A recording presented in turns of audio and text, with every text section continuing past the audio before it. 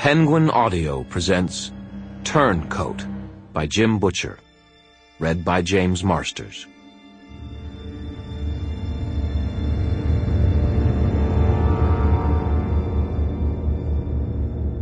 Chapter 1. The summer sun was busy broiling the asphalt from Chicago's streets. The agony in my head had kept me horizontal for half a day, and some idiot was pounding on my apartment door. I answered it, and Morgan, half his face covered in blood, gasped, "The Wardens are coming. Hide me, please." His eyes rolled back into his skull, and he collapsed. Oh, super. Up until that moment, I'd been laboring under the misapprehension that the splitting pain in my skull would be the worst thing to happen to me today. "Hell's frickin' bells," I blurted at Morgan's unconscious form. "You've got to be kidding me." I was really tempted to slam the door and leave him lying there in a heap. He sure as hell deserved it. I couldn't just stand there doing nothing, though. "You need to get your head examined," I muttered to myself. Then I deactivated my wards, the magical security system I've got laid over my apartment, grabbed Morgan under the arms, and hauled him inside.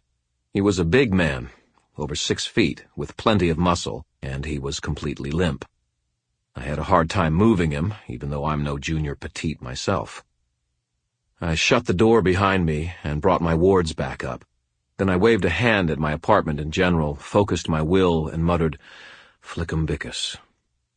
A dozen candles, spaced around the room, flickered to life as I pronounced the simple spell, and I knelt beside the unconscious Morgan, examining him for injuries.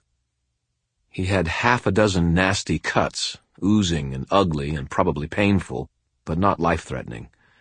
The flesh on his ribs beneath his left arm was blistered and burned, and his plain white shirt had been scorched away.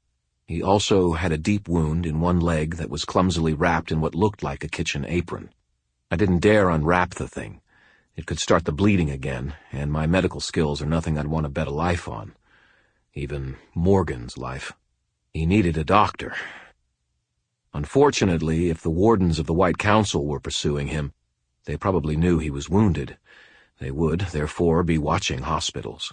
If I took him to one of the local emergency rooms, the Council would know about it within hours. So I called a friend. Waldo Butters studied Morgan's injuries in silence for a few moments while I hovered. He was a wiry little guy, and his black hair stood up helter-skelter, like the fur of a frightened cat. He wore green hospital scrubs and sneakers, and his hands were swift and nimble. He had dark and very intelligent eyes behind black wire-rimmed spectacles, and looked like he hadn't slept in 2 weeks. "I'm not a doctor," Butters said. We'd done this dance several times. "You are the mighty Butters," I said. "You can do anything." "I'm a medical examiner. I cut up corpses." "If it helps, think of this as a preventative autopsy." Butters gave me an even look and said, "I can't take him to the hospital, huh?" "Yeah." Butters shook his head. "Isn't this the guy who tried to kill you that one Halloween?" "And a few other times before that," I said. He opened a medical kit and started rummaging through it. "I was never really clear on why." I shrugged. "When I was a kid, I killed a man with magic. I was captured by the Wardens and tried by the White Council. I guess you got off." I shook my head. "But they figured that since I was just trying to survive the guy killing me with magic, maybe I deserved a break. Suspended sentence, sort of. Morgan was my probation officer." "Probation?" Butters asked.